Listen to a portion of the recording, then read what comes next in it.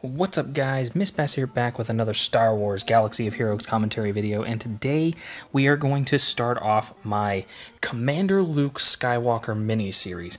These are going to be a series of small videos, short in duration, usually around 5 to 7 minutes, just me talking about a specific topic each video.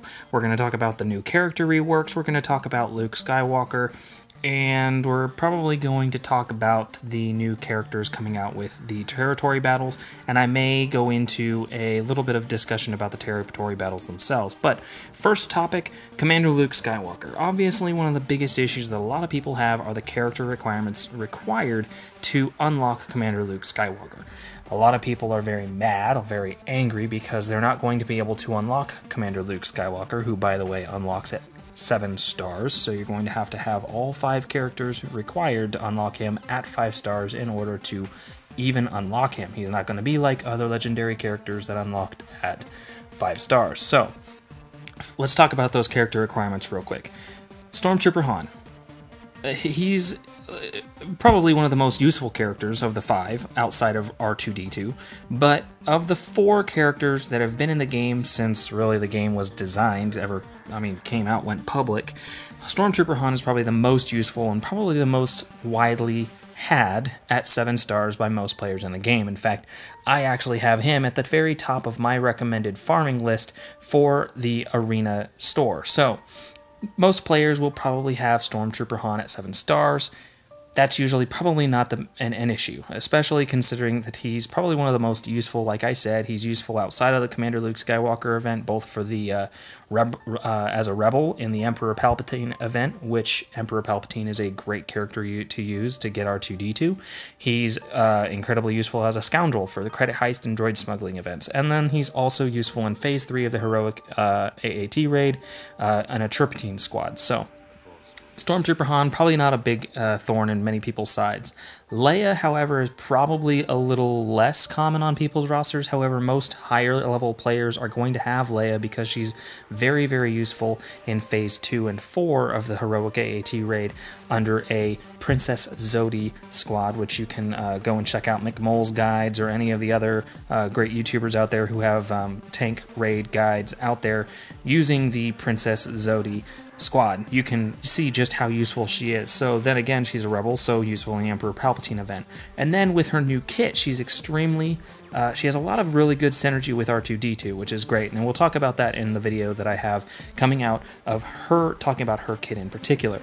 Old Ben, I think, is one of the biggest thorns on a lot of people's sides because he is, unless you were playing the game back in the very first Evasion meta, where it was Count Dooku versus Old Ben. Personally, I had Count Dooku, so Old Ben was literally the very last character that I ever unlocked. Like, literally, when Logray and Paploo showed up in our inventories, was the same day that I unlocked Old Ben. So that's how recently I unlocked Old Ben. So, going into Old Ben, unless you are an old-time player or somebody who literally had nobody else to farm, like me, you probably didn't or don't have Old Ben, which, honestly, that's kind of going to just be the pattern, you know? New players are obviously going to go after characters that are important at the time that they are farming characters. Old Ben has long been more or less a relic. He hasn't really had any great impact in the game. So even though he's a Jedi, great for the Yoda event, and he wasn't a rebel before, but he is going to be a rebel after the rework goes live, he's probably not very common on a lot of people's rosters. Luke Skywalker, Farmboy Luke, unless you were a long-time player who just collected a bunch of his shards through the Bronzium packs, you probably don't have Farmboy Luke either, and honestly, even with his rework, I'm not too excited about him.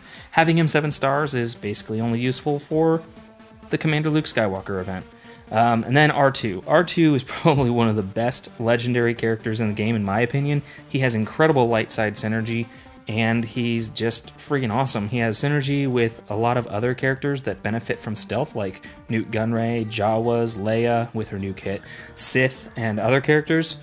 He's got a stun on his freaking basic attack, which is awesome, and it's an 80% chance, which is pretty high for a lot of considering basics that have stuns on them. He's really fast, and he has some of the best unique Zetas in the game, which is pretty cool. So all in all, I mean, you got 4 characters that they've been in the game since it came out, and then you've got R2. Granted, R2 is new, but he's unlocked by a faction that has 15 characters in it, most of which are free to play, except for Thrawn and Emperor Palpatine, who are both legendary, and very easy to unlock for veteran and longtime players, which brings me to my final point. Commander Luke Skywalker is not intended for those of you who have been playing the game for 5 weeks.